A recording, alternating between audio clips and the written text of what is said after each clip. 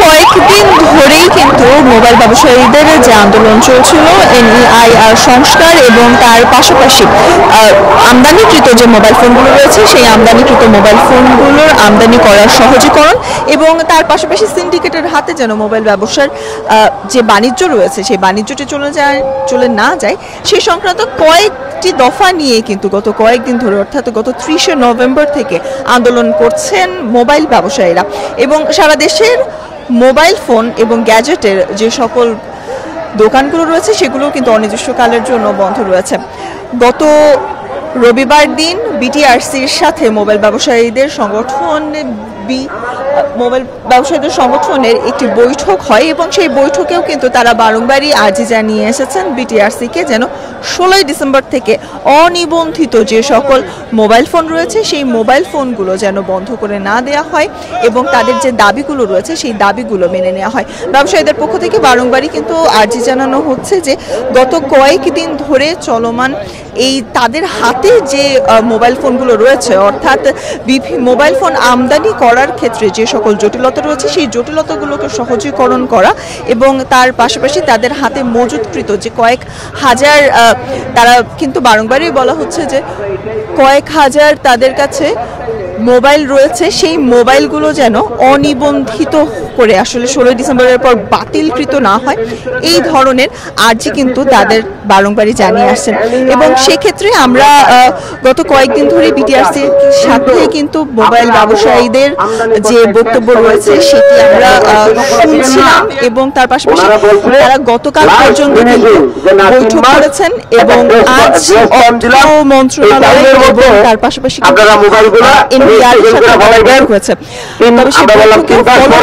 তারা কিছু জানানো হচ্ছে।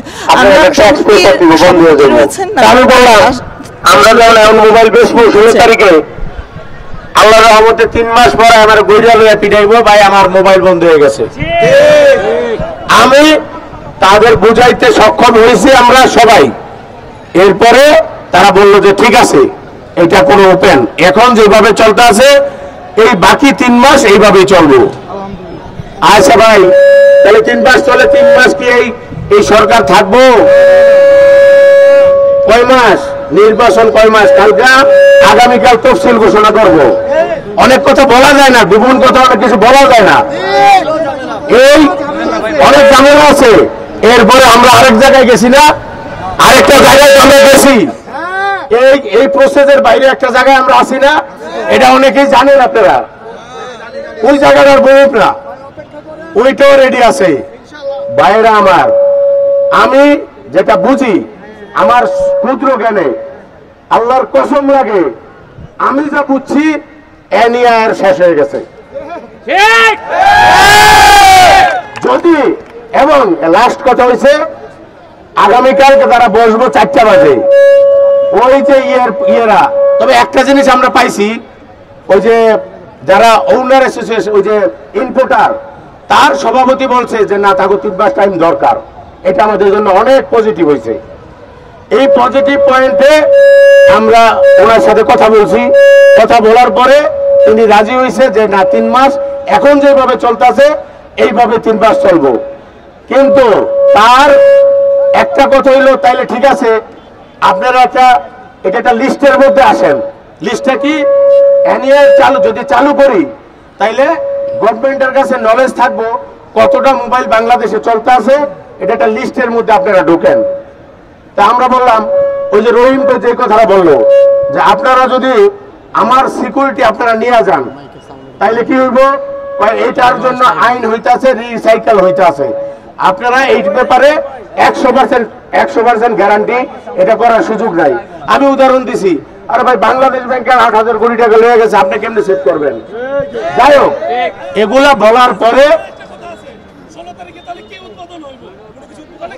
শুধু লিস্টেড জন্য লিস্টেড তারা বলেন এই ভাই তাগো তো একটা সম্মান আছে, একটা ঘোষণা দিছে, কালকে লিখিত দিব, আগামী কালকে লিখিত দিব। কালকে 4টা বাজে মিটিং না, 4টা বাজে মিটিং না, এবং উভয় শুধু লিখিত না প্রেস কনফারেন্স কইরা আমগুনিয়া ওনার অ্যাসোসিয়েশন নিয়া এবং সরকার পক্ষ 3 জন মিল্লা প্রেস কনফারেন্সে ঘোষণা দেব।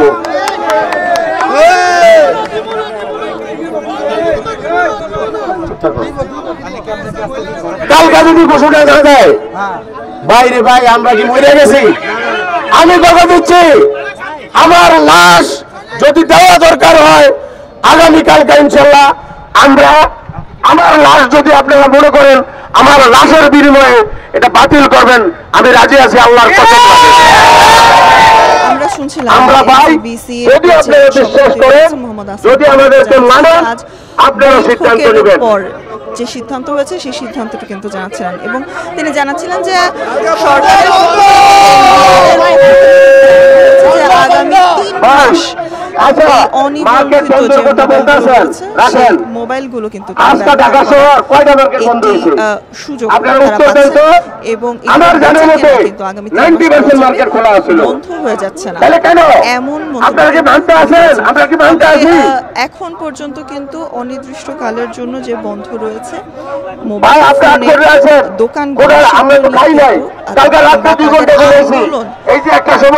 আমাদের চেহারার দিকে তাকান আপনার ভাই আছে আমার নাই আন্দোলন আসলে কতদিন আপনার জানের ভাই আছে আপনার টাকার ভাই আছে আমাদের নাই এখন পর্যন্ত জানা বিশ্বাস যদি করেন মোবাইল ব্যবসায়ীদের পক্ষ থেকে তারপর মানুষ পেমেন্ট করলে কিছু করার নাই যদি আমাকে বিশ্বাস করেন তাইলে ইনশাআল্লাহ আগামীকাল রেজাল্ট পাবেন আমি মনে করি সেই বৈঠকের চূড়ান্ত আমার ক্ষুদ্র জ্ঞানে কিন্তু মোবাইল ব্যবসা আমার ক্ষুদ্র জ্ঞানে আশ্বাস দেওয়া হচ্ছে এবং তারা কিন্তু প্রত্যাশাও করছে বর্তমানে কারণ বাজারের চারপাশ যেহেতু সার্কফোয়ারা এখানে অবরোধ চলছে তাই কিন্তু আমরা লক্ষ্য করেছি কারণ বাজারের আশপাশের এলাকাতে ব্যাপক যানজটের সৃষ্টি হয়েছে এবং সেই যানজটে কিন্তু সাধারণ মানুষের ভোগান্তি চরমে রয়েছে। কারণ বাজারের সামনে থেকে সার্কফোয়ারা থেকে মোবাইল ব্যবসায়ীদের সেই আন্দোলন